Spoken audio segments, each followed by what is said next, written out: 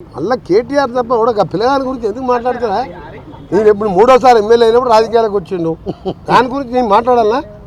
మీరు ఆలోచన పెట్టారు. కేసీఆర్ నేను ఫ్లోరైడ్ కోసం 12 రోజులు చచ్చిపోతా అంటుంటే జయశంకర్ ఉన్న వీడియోస్ ఉన్నాయి. వరంగల్కి వెళ్ళి బస్సులు వచ్చి జయశంకర్ నా దగ్గర కూర్చున్నాడు.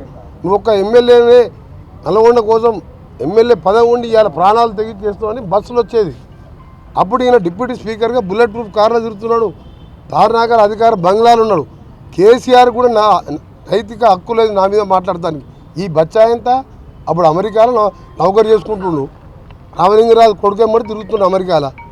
ఆయన గురించి గడుకోసారి కేటీఆర్కి ఏముంది? ఆ కేటీఆర్ దగ్గర ఫార్ములా రేస్ ఉంది, 1,00,000 కోట్లు ఆస్తుంది.